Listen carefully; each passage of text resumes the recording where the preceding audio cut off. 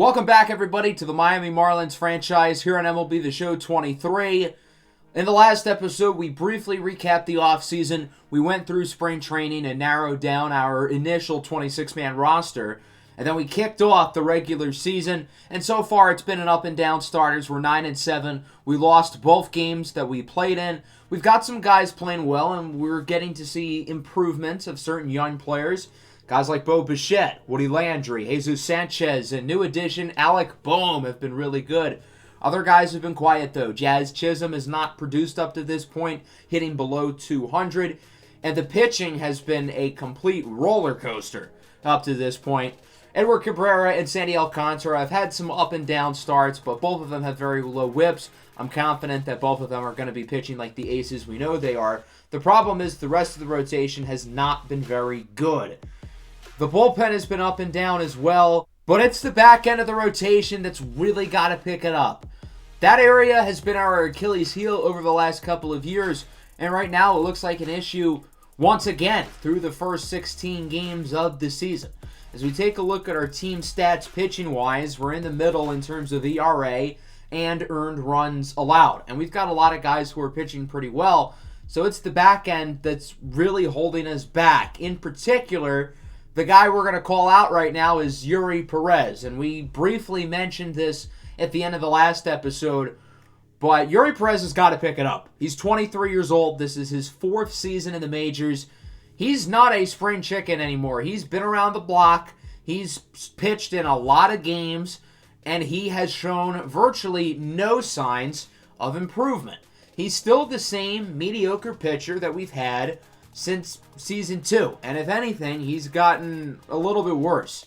He had a good first start this year, but his last couple of starts have not been good. He's got one more minor league option, and I will not be afraid to use it if he continues to struggle. Now, on the bright side, we did have Isaac Stu get his first big league appearance in the last episode. He looked quite good. We have him back down in the minors because there's nobody else who I want to have down instead of him, but at the earliest opportunity, we will bring him back up.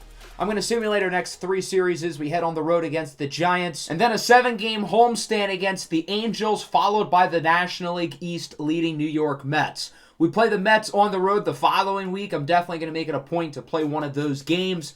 During the stretch that we simulated, Joel Beltran in AA broke his ankle, and he will be out for around a month or 2.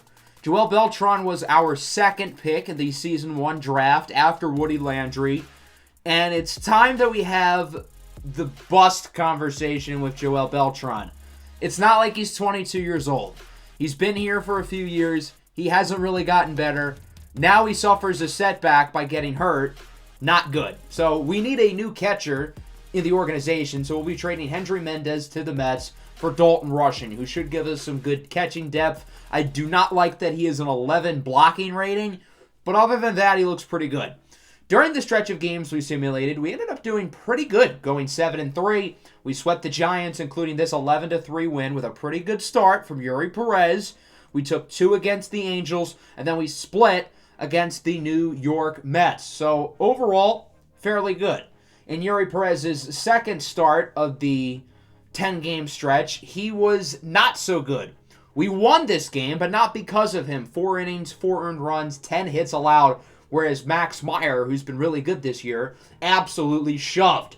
So now that'll bring us here to Citizens Bank Ballpark against the Phillies.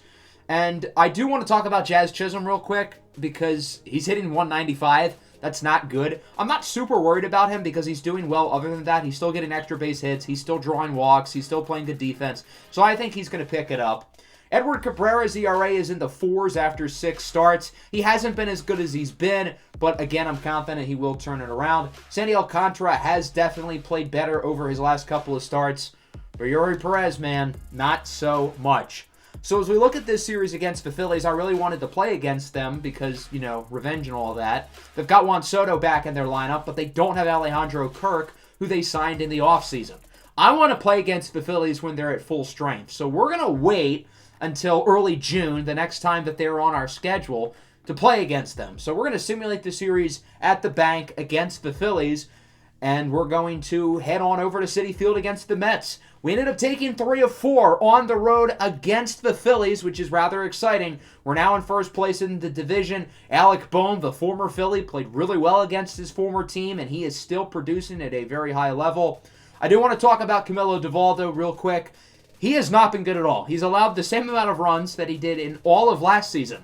So I don't know what the deal is here, but hopefully that'll bring into the series against the Mets. We're currently half a game ahead of them. I've been keeping a close eye on Isaac Stu in the minors, and he is raking. I don't think we can keep him off the big league roster any longer. I think we need to call him up and call him up permanently. So with that, Isaac Stu will be called back up, and we'll be sending Kevin Alcantara down. He has played pretty well in limited opportunity. For whatever reason, I thought he had 2 minor league options used, but he's only had 1 used, so this will be his second. So I feel a little bit better about sending him down and bringing Isaac Stu up for good. We're going to play in the second game against the Mets. I want to get a look at Sandy Alcantara. We pitched with Sandy in the last episode, and I kind of had a bad taste left in my mouth, so I wanted to pitch with him again, hoping it would go better. And we ended up winning the first game 7-0, despite guys having the day off. Edward Cabrera, 7 1/3 scoreless innings. So that'll bring us into the second game with Sandy Alcantara on the mound. We have not had an off day in like 2 weeks, so we had quite a few guys get the day off in the first game. Bo Bichette and Nick Fortes will both be getting the day off today. Ha-Seong Kim will as well. So that's 3 starters who will not be playing. The MLB schedule makers were not very kind to us with this late April stretch. It's literally been about 2 weeks since we've had a day off, including our 6th straight game here on the road. So we've mixed up the lineup card quite a bit with some different guys playing today. The righty Max Butterbaugh is starting for the Mets. He is the only righty in their rotation. They've got a lot of youth in terms of their starting pitching, but their rotation does have a long ways to go. Butterbaugh has great upside, and he has a whip below 1.1, but his ERA is in the 5s. Luis Robert into right field, and he will start the game with a base hit. He was able to sail that one over the glove of Jeff McNeil, and so the Marlins start the game with a base runner.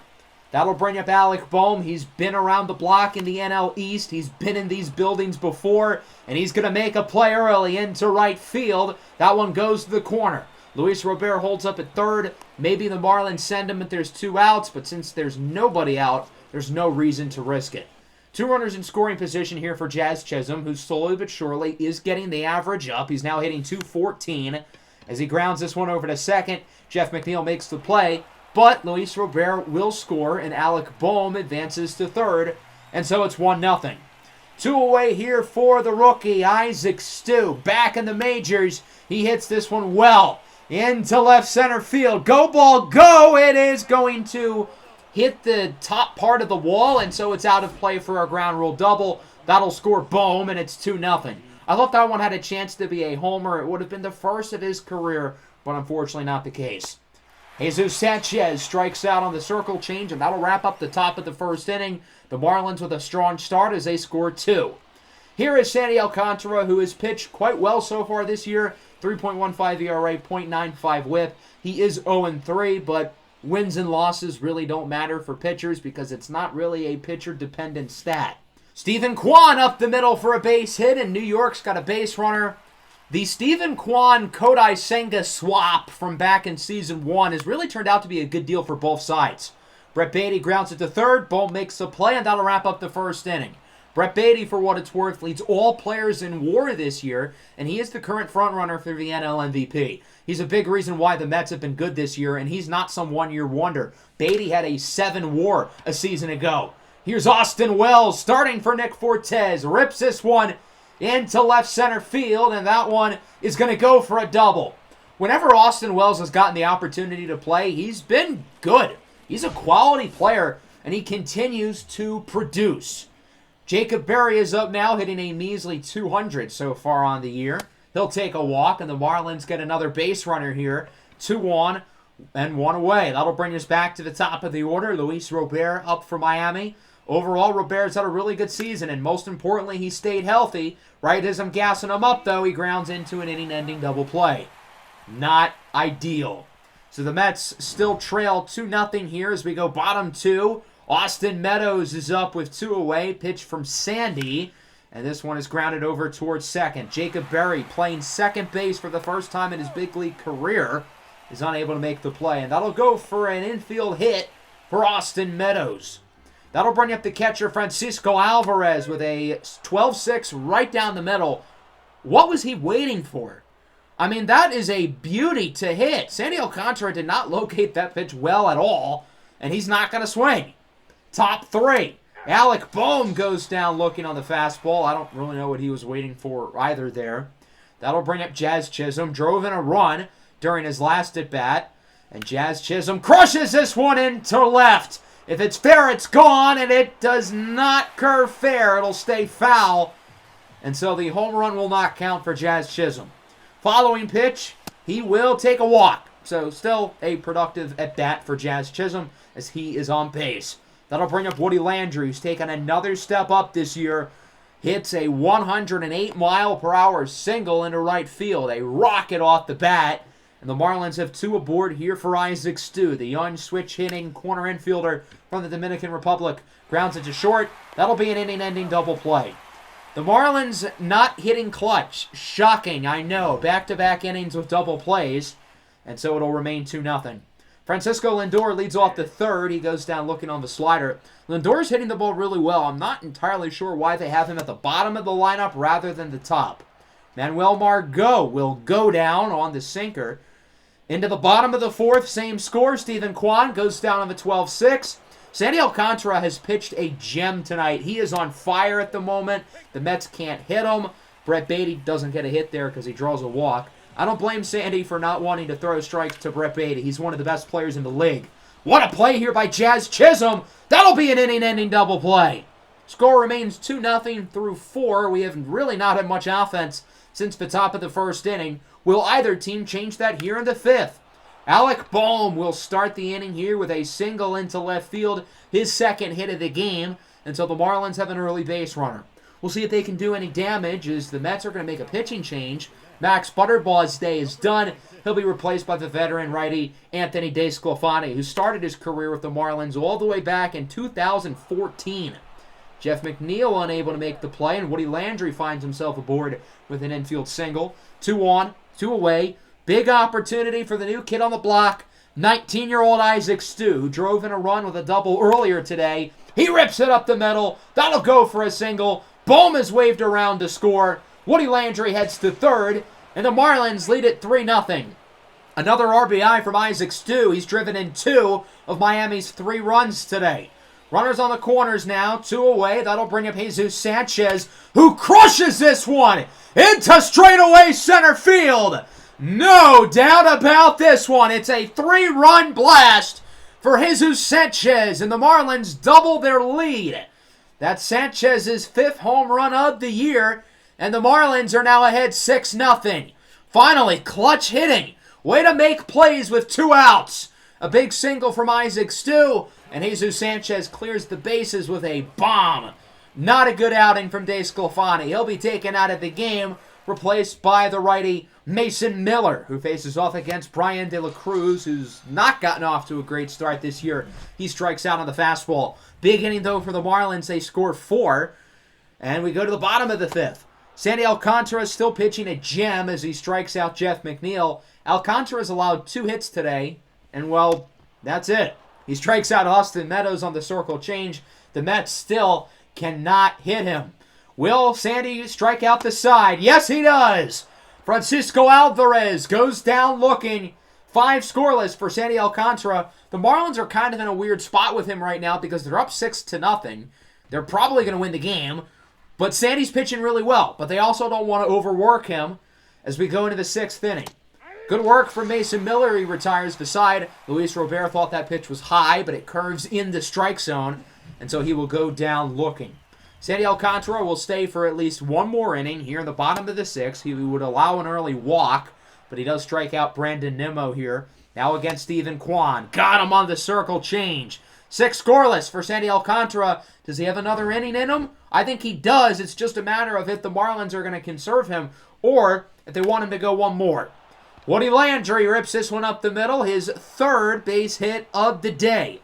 Productive performance offensively here for Woody Landry. 3 for 4 with 3 singles. That'll bring up Isaac Stu, who's driven in 2 runs today. We'll see if, he can drive in another. And he will not, as he strikes out on the fastball. Mason Miller's done a good job since checking into the game. 2 1/3 innings, only 1 hit allowed as it remains 6-0. Sandy will stay in the game here in the bottom of the 7th as he strikes out the NL MVP frontrunner, Brett Beatty, on the circle change. 2 away, full count now for Jeff McNeil. The 3-2. Got him on the fastball. 115 pitches and just 2 hits allowed. 7 scoreless innings for Sandy Alcantara. He's back, if he wasn't already, folks. What a performance from Alcantara. Into the 8th inning now. The Marlins are starting to get some of their substitutes in the game. That includes Gennaro Miller, only hitting 197 as he grounds it up the middle. Lindor bobbles it, and they're going to rule that as an infield hit. I think that would have been a tough play, but a makeable play for Lindor. I'm surprised they didn't call it an error. But Gennaro Miller is now hitting above 200 because of it, so we're not complaining.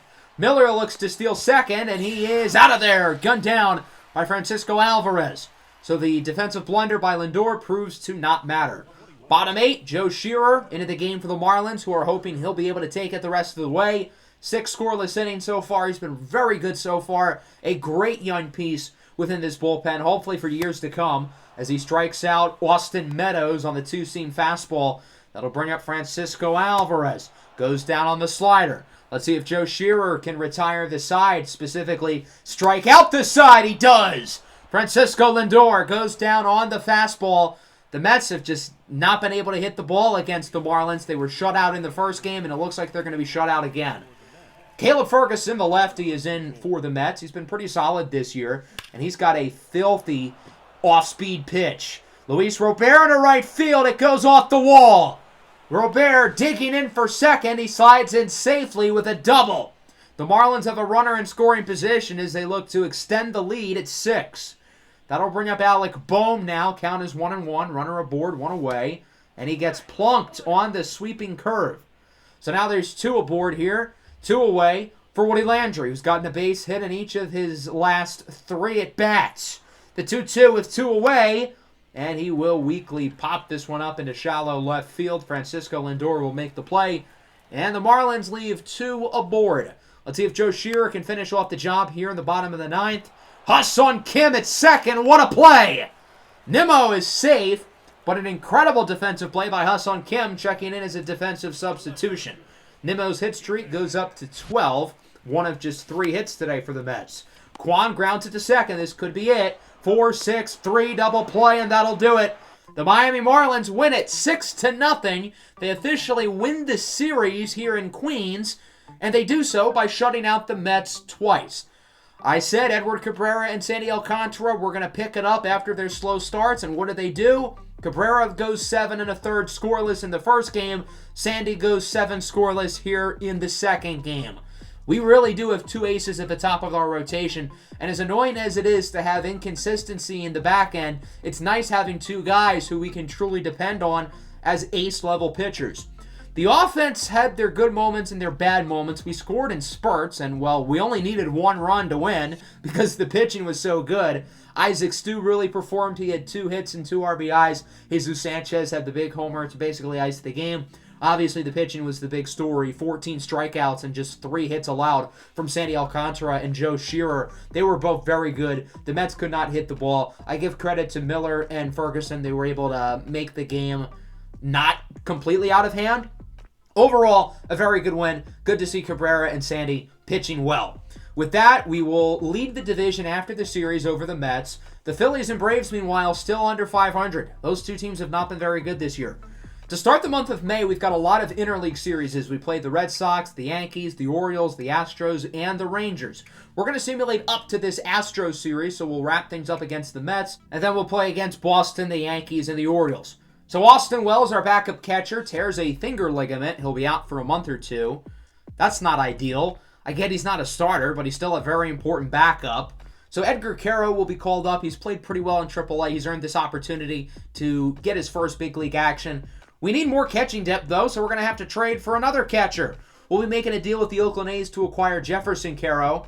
I'm not sure if him and Edgar are related. That'd be pretty ironic, but we're trading Kobe Fletcher-Vance and Adam Seminaris. The Wells injury is just the start, though. Welcome to the week of hell for the Miami Marlins, and it starts with Jazz Chisholm, who tears his calf. He'll be going on the 60-day.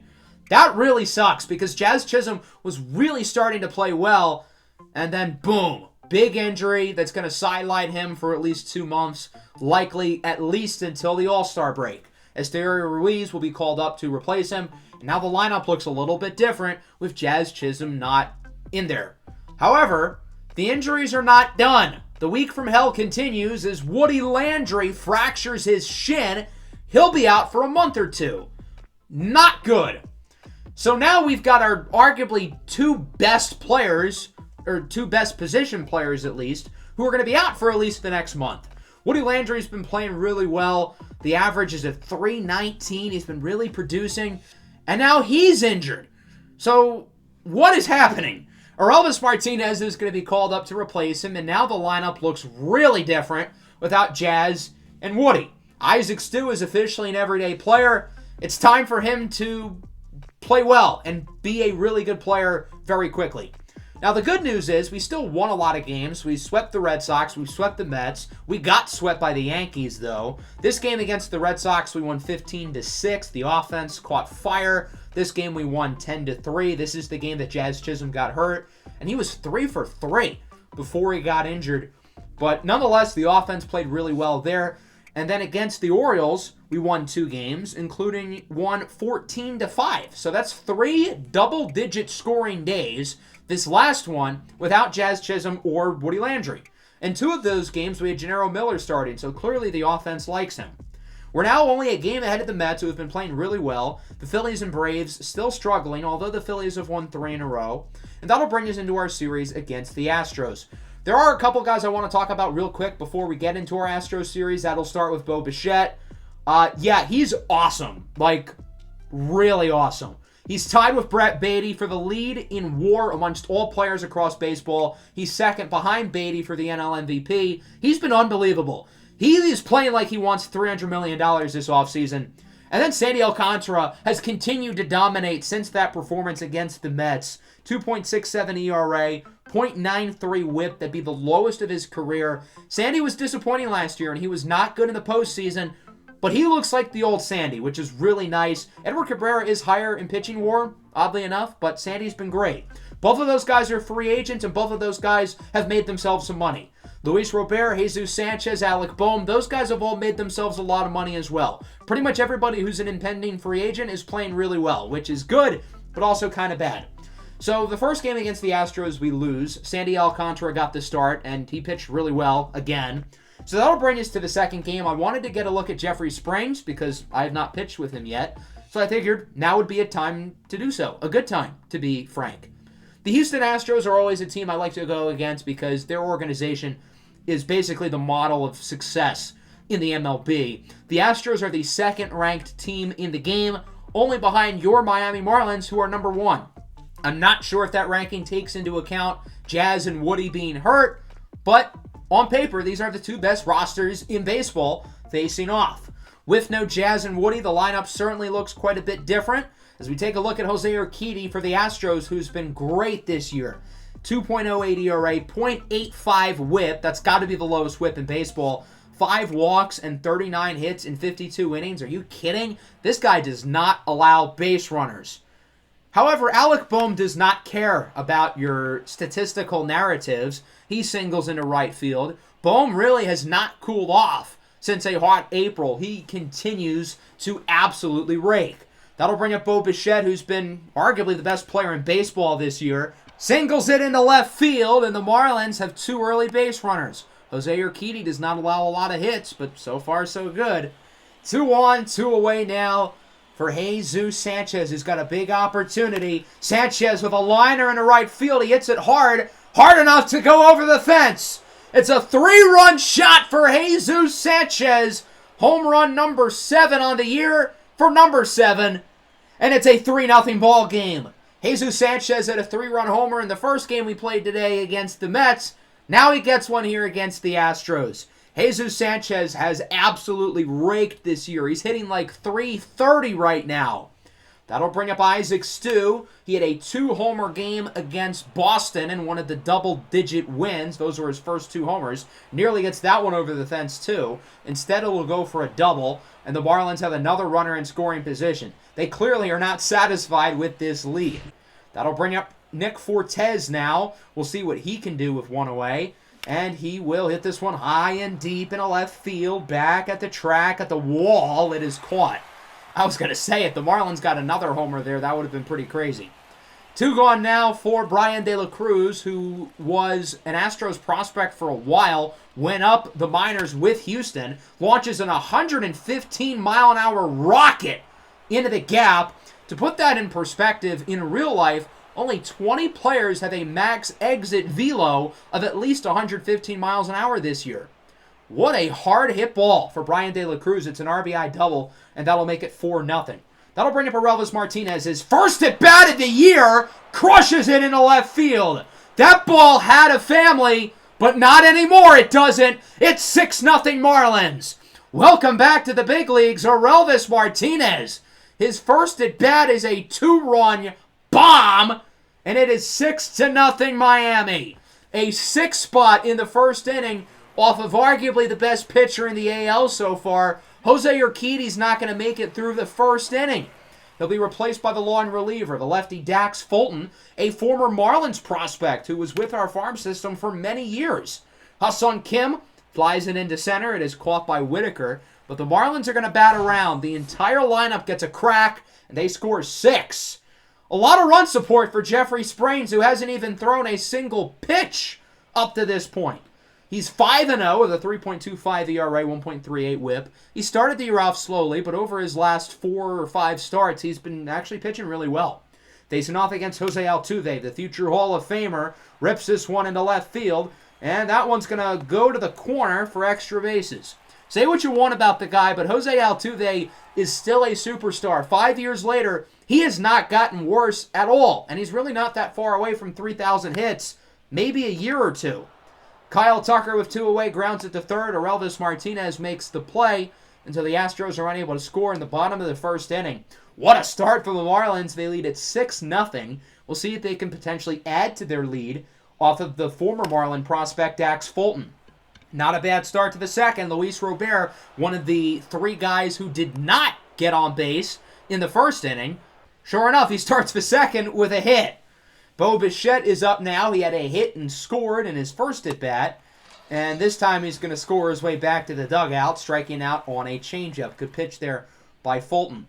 Miami would not score in that inning as we go bottom 2. The former Oriole, Ryan Mountcastle, strikes out on the circle change. Good pitch by Springs. Just because the Marlins are up big doesn't mean they don't want a good start from Jeffrey Springs. And so far, so good for him. Top 3. Isaac Stu rips it down the line. What a play at first from Yanier Diaz, laying out to make the play. Phenomenal defense. Nick Fortes, the catcher, is up now. 1-2 pitch from Fulton. And Fortes hits this one well into the gap. It's got a chance, and it will go hard off the wall. Fortes makes his way over to second with a double. And the Marlins have a runner in scoring position as they look to add to this already big lead. Aurelvis Martinez homered in his first at-bat of the season. Will he get his same luck in his second at-bat? Not quite. It's a sharply hit ball over to short, and the play will be made by Jeremy Pena, the former World Series MVP. Score remains 6-0, though. Dax Fulton's done a really good job out of the bullpen after Jose Urquidy pitched horribly. Bottom 3, Jose Altuve up with 2 away. Hits this one into the left field corner again. Basically the exact same swing for his first at-bat. Jose Altuve hit a double in the first inning. The Astros got no base runners until Jose Altuve hits a double in his next at-bat. We'll see if the Astros are actually able to score him here, as that'll bring up the center fielder Tyler Whitaker, who grounds this one to short. Pretty routine play for Bo Bichette. 3 scoreless for Jeffrey Springs. Neither team has scored since the top of the first inning as we move into the 4th. 2 away here for Alec Bohm, and he hits this one sharply into right field, his second hit of the day. Both of Bohm hits today have been opposite field singles. Good to see him using all fields, and so that'll bring up Bo Bichette.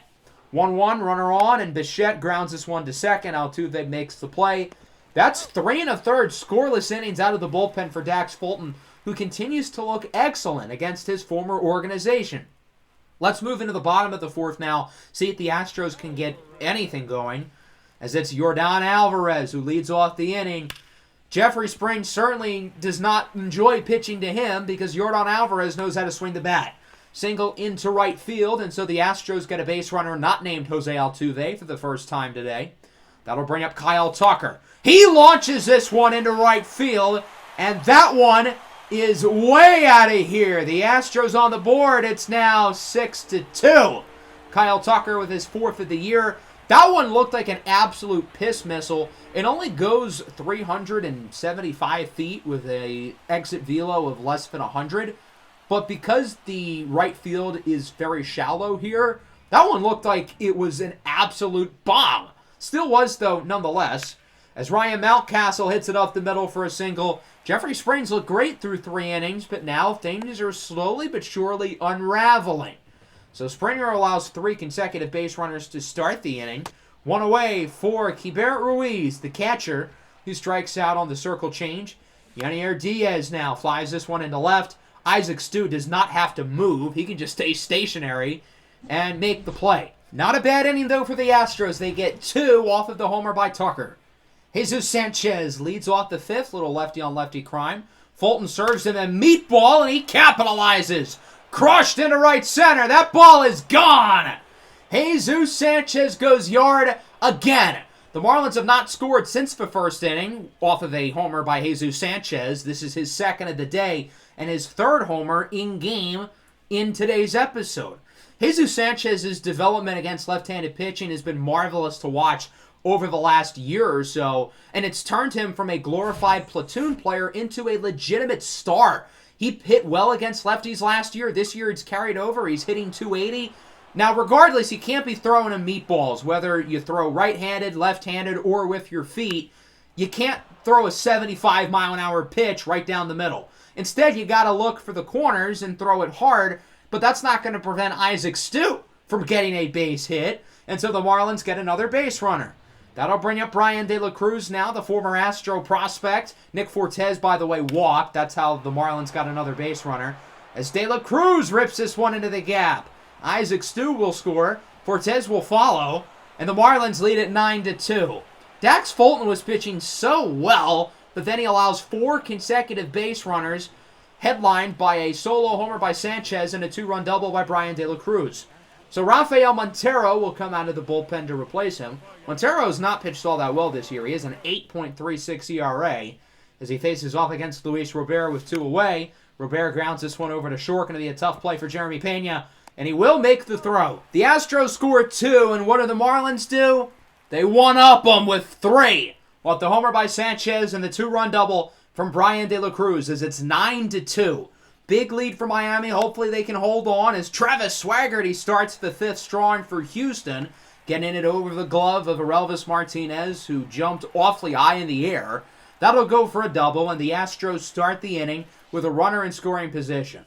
Jose Altuve now, his 3rd hit of the day, a single into left field. Swaggerty looks to score. Isaac Stu does not have much of an arm, and so that'll make it a 9-3 ball game. Here's Yordan Alvarez. He'll take a walk, and so there's 2 on here for Kyle Tucker, who homered in his last at-bat. And sure enough, he'll do it again. Kyle Tucker launches this one into right field, and the Astros are back in it. It's 6-9. Nice. A big 3-run homer for Tucker, and so Jeffrey Springs, who started this game off really well, is now going to be yanked after just 4 1/3. He allows 2 big homers to Kyle Tucker, and the Marlins don't trust him to not continue to struggle. So he'll be taken out of the game. He started off really well, and then it fell apart quickly. He will be replaced out of the bullpen by Jordan Hicks, who's obviously coming off a torn labrum that sidelined him for most of the year last season. He's pitched a lot this year, and he's been solid. I wouldn't say great. The walks are kind of high, but he's been very respectable. He does allow an early hit here to Jeremy Pena, who rips this one fair down the line. Pena will make his way over to second with a double, and the Astros have the runner in scoring position. If they can get some more runs here, that would be very big. So we'll see what they can do. It's Keibert Ruiz, the catcher, 2-2. And this one is lined over to first. Bohm deflects it. He will flip it over to Hicks, and that'll wrap up the 5th inning. So the Marlins just got 3, and now the Astros one up them with 4. If the streak continues, does that mean that the Marlins are going to score 5 here in this inning? Jesus Sanchez has homered twice today. Is this one number 3? It's got a chance, and it goes off the top of the wall. Just barely staying in the ballpark. That was nearly Jesus Sanchez's 3rd home run of the game. It'll go for a double instead, and the Marlins now have the runner in scoring position. Isaac Stu is up. He is 2 for 3 today, continuing to really adjust well to Major League pitching, but he strikes out. So the Astros get through the top of the 6th. Bottom half now, Swaggerty strikes out with Jordan Hicks still in the game. That'll bring up Jose Altuve. He's had a big day, 3 for 3, drove in a run in his last at-bat, and he strikes out on the sinker. Good work by Jordan Hicks. An inning and 2/3 of scoreless ball, and the Marlins still lead 6-9. As we go into the 7th, Jose Leclerc, the longtime Texas Ranger, is into the game for the Astros, 2.08 ERA. After a Fortes walk, Brian De La Cruz will make sure to get him off base by grounding into a double play. Not ideal. Bottom 7, Paul Sewald is in for the Marlins. He hasn't necessarily been great so far this year, 3.95 ERA. Certainly not bad by any stretch, as Whitaker lays down the bunt. Bohm charges after it. What a play by Alec Bohm to get the barehanded out off the bunt by Whitaker. Kyle Tucker's homered twice. He strikes out, though. Good 7th inning for Sewald as it remains 6-9. Going into the 8th, Seth Martinez is in for the Astros. He's pitched very well this year. 1.67 ERA. With a runner on first, he faces off against Alec Bohm. Grounds this one into right field, his 3rd hit of the game. All 3 of his hits to the opposite field. And against the Mets in the first game today, he had 1 or 2 opposite field hits. So there's 2 runners aboard here. Big opportunity for Bo Bichette, who hasn't really done anything since his first at-bat of the game. And Bo hits this one sharply over to first. It's caught, and that'll be a double play. Yanier Diaz makes a nice play by catching the ball. Bohm didn't see it coming, so he just stood there. I feel like he should have ran a direction instead of standing there. Camilo Doval comes in here in the bottom of the 8th. He's pitched quite a bit since we gave him a talking to. He hasn't pitched much better since said talking to, so hopefully he can, pitch fairly well today as he strikes out Mountcastle. Jeremy Pena with 1 away into the gap. We'll see if Pena looks to dig for 2. He's got wheels, but he will hold up at first. So the Astros now have one of their faster runners aboard. We'll see if they can cut into this lead. That'll bring up Yanier Diaz. Grounds it to second. Bichette slides at the base, and the runner is out. Great play by Bo Bichette, and it remains 6-9 going into the 9th. Brian Abreu is in out of the bullpen for the Astros as he faces off against Edgar Caro. Grounds it to second. Jose Altuve cannot make the play, and that'll go for a base hit. Edgar Caro coming in off the bench with his first career big league hit.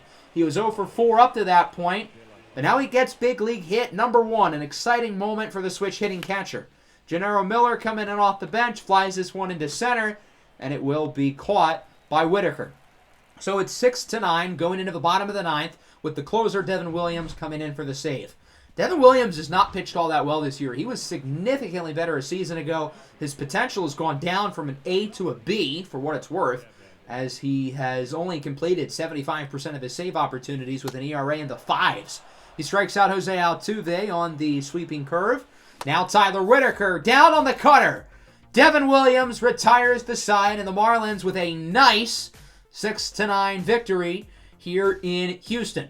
We scored 6 runs in the first inning. We thought that would be enough. It wasn't, but thankfully we got 3 more in the 5th. Both games today were very similar. We scored a lot of runs in the first, a lot of runs in the 5th, and none after that. It's like the script writers copied and pasted the script from the Mets game over here, but they made this one a little bit more climactic with the 2 Kyle Tucker homers. Jesus Sanchez had 2 homers of his own. He drove in 4. Jesus Sanchez is such a stud. OPS above 1,000, hitting .336. De La Cruz drives in 3 as well. Orelvis Martinez had a cool homer. Jeffrey Spring started off great, then he struggled. The bullpen did a great job, though, not allowing any runs. As for the Astros, they hit the ball fairly well. 6 runs, 10 hits. Jose Altuve, 3 hits and an RBI. Kyle Tucker, 2 homers, drove in the other 5 runs. Jose Urquidy really struggled, but I thought their other pitchers, including Dax Fulton, all pitched fairly well. But the problem is Jose Urquidy had such a bad first inning, the Astros were never really able to climb out of that hole.